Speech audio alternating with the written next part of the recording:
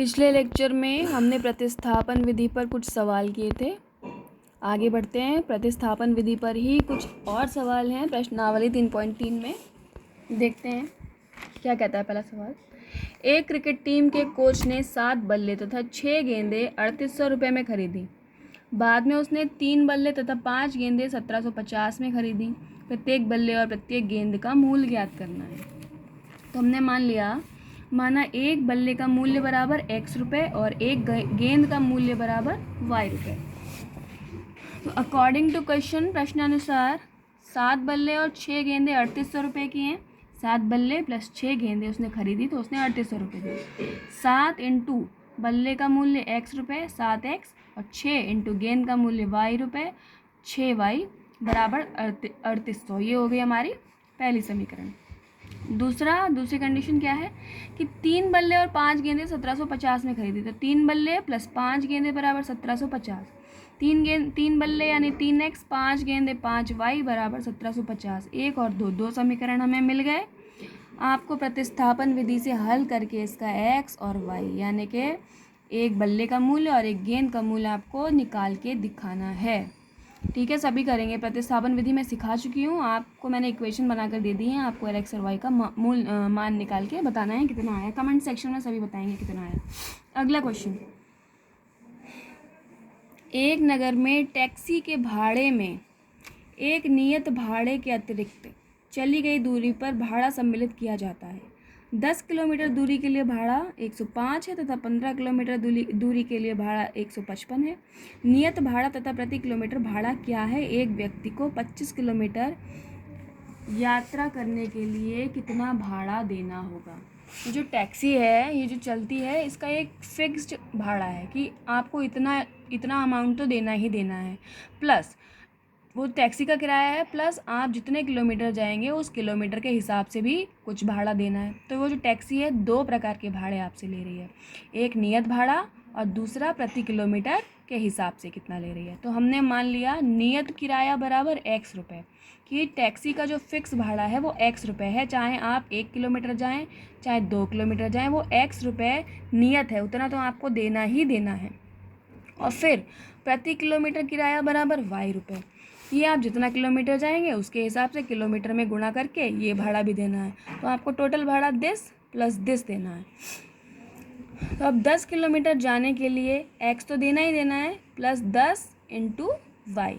Y क्या है? प्रति किलोमीटर का। तो 10 किलोमीटर का कितना हो जाएगा? 10 इंटू वाई। 10 किलोमीटर जाने के लिए x प्लस 10y बराबर 105 रुपये देने पड़ते हैं। ये हो गया समीकरण 1। दूसरा समीकरण 15 किलोमीटर जाने के लिए x प्लस 15y बराबर 155 रुपये देने पड़ते हैं। 2 समीकरण हमें मिल गए।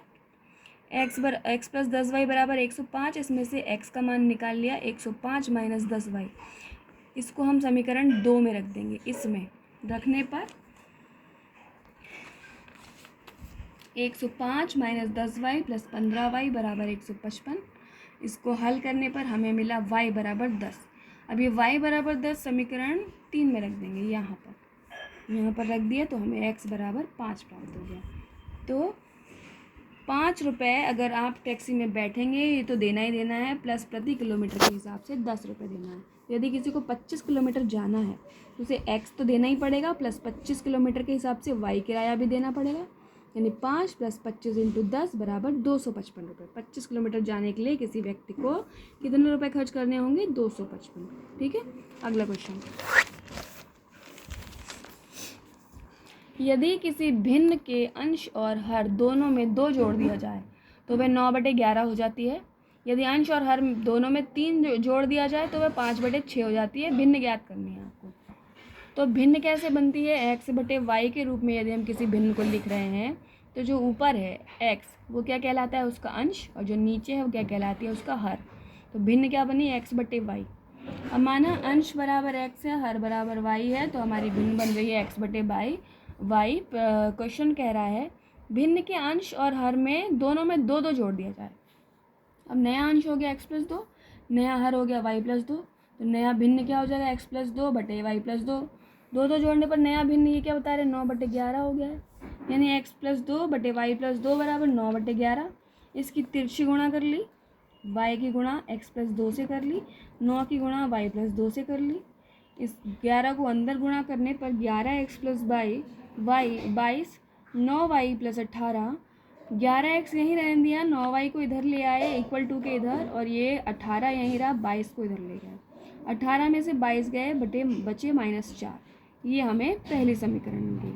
अकॉर्डिंग टू क्वेश्चन दूसरा क्या कह रहा है क्वेश्चन, यदि अंश और हर में दोनों में 3 जोड़ा जाए तो 5/6 प्राप्त हो रहा है। अब दोनों में क्या क्या जोड़ना है, 3।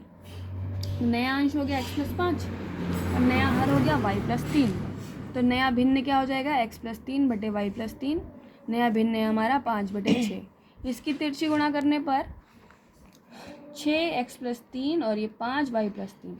6 को अंदर गुणा किया, 6x+18, 5 को अंदर गुणा किया, 5y+15, 5y को इधर ले आए, 6x - 5y, 15 यहीं रहने दिया, 18 को इधर ले गए। सॉल्व करने पर 6x - 5y बराबर -3, समीकरण 2।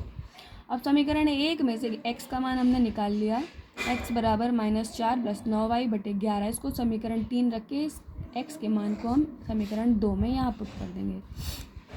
हमने इसको यहाँ रखा, 6 के अंदर गुणा की तो 24/11 + 54/11y - 5y बराबर -3।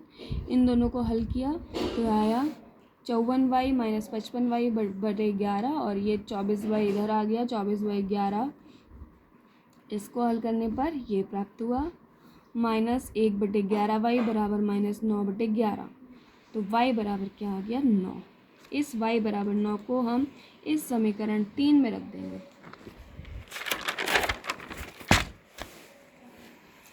तो समीकरण 3 में रखने पर x बराबर -4 + 9 × 9/11, x बराबर -4 + 81/11, x बराबर 77/11, x बराबर 7।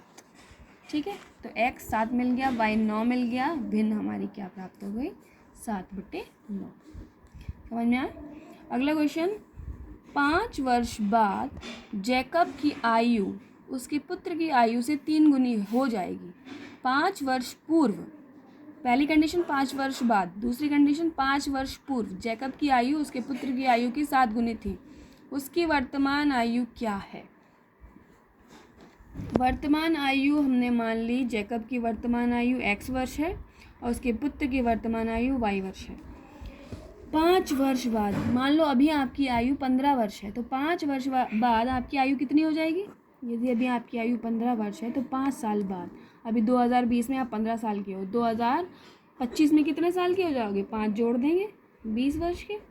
उसी प्रकार यदि जैकब की आयु x वर्ष है तो 5 वर्ष बाद जैकब की आयु कितनी हो जाएगी, x+5, है ना, और उसके पुत्र की आयु कितनी हो जाएगी, y+5। तो अकॉर्डिंग टू क्वेश्चन कह रहा है 5 वर्ष बाद जैकब की आयु पुत्र की आयु से 3 गुनी हो जाएगी। जैकब की आयु 3 गुनी हो जाएगी पुत्र की आयु के। जैकब की आयु x+5 3 गुनी हो जाएगी पुत्र की आयु के y+5। x+5 बराबर 3 के अंदर मल्टीप्लाई कर दी, 3y+15। हल करने पर हमें एक इक्वेशन मिल गई, x - 3y बराबर 10। इसको डाल दिया समीकरण 1। अब 5 वर्ष पूर्व की बात हो रही है। अगर अभी आपकी आयु 15 वर्ष है तो आज से 5 साल पहले आपकी आयु कितनी थी, कैसे निकालेंगे। 15 - 5 यानी कि 10 वर्ष। तो आज से 5 वर्ष पूर्व आपकी आयु 15 - 5। उसी प्रकार जैकब की आयु 5 वर्ष पूर्व कितनी होगी, x - 5, और उसके पुत्र की आयु कितनी होगी, y - 5। तो अकॉर्डिंग टू क्वेश्चन क्या कह रहा है कि 5 वर्ष पूर्व जैकब की आयु पुत्र की आयु की 7 गुनी थी। कितनी थी, 7 गुनी। तो जैकब की आयु 7 गुनी थी पुत्र की आयु के। जैकब की आयु x - 5, 7 गुनी पुत्र की आयु y - 5 के। x - 5 बराबर 7y - 35। इसको यहाँ ले आए, x - 7y बराबर -35, 5 को इधर ले गए, x - 7y बराबर 5 इसमें से घटाया -30।